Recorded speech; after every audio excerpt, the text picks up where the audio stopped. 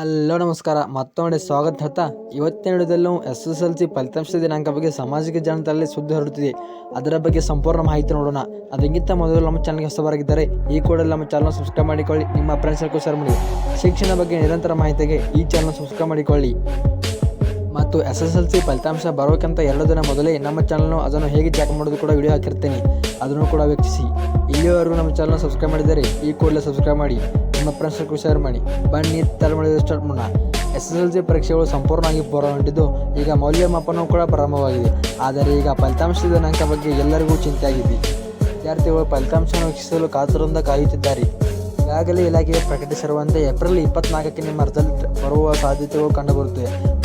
ಆದರೆ ಸಾಮಾಜಿಕ ಜಾಲತಾಣದಲ್ಲಿ ಏಪ್ರಿಲ್ 16ರಂದು SSLC ಫಲಿತಾಂಶ ಬಿಡುಗಡೆಯಾಗುತ್ತಿದೆ ಎಂದು ಸುಳ್ಳು ಸುದ್ದಿ ಹರಡುತ್ತಿದೆ. ಅದನ್ನು ಯಾರೂ ಕೂಡ ನಂಬಬೇಡಿ. SSLC ಫಲಿತಾಂಶ ನಾಳೆ ಎಂಬುದು ಸಂಪೂರ್ಣ ಮಾಹಿತಿ ಸುಳ್ಳು. ಇನ್ನೂ ಇಲಾಖೆಯಿಂದ ಪತ್ರಿಕಾ ಪ್ರಕಟಣೆ ಬಂದಿಲ್ಲ. ಇಲ್ಲಿಯವರು ನಮ್ಮ ಚಾನಲ್ ಸಬ್ಸ್ಕ್ರೈಬ್ ಮಾಡಿದರೆ ಈ ಕೂಡಲೇ ನಮ್ಮ ಚಾನಲ್ ಸಬ್ಸ್ಕ್ರೈಬ್ ಮಾಡಿ. ಇದರಿಂದ ನಾವು ಹಾಕುವ ಪ್ರತಿಯೊಂದು ಮಾಹಿತಿ ನಿಮ್ಮ ಮೊಬೈಲ್ಗೆ ನೋಟಿಫಿಕೇಶನ್ ಬರುತ್ತದೆ.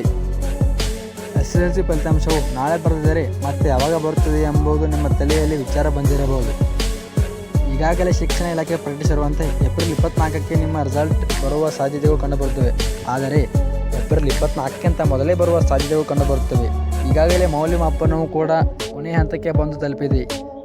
ಕರ್ನಾಟಕ ಶಾಲಾ ಶಿಕ್ಷಣ ಮತ್ತು ಮೌಲ್ಯನಿರ್ಣಯ ಮಂಡಳಿಯಿಂದ SSLC ಫಲಿತಾಂಶ ಬರುವ 1 ದಿನ ಮುಂಚಿತವಾಗಿಯೇ ಮಾಧ್ಯಮ ಪ್ರಕಟಣೆ ಎಂಬ ಮಾಹಿತಿಯನ್ನು ತಿಳಿಸಿದೆ.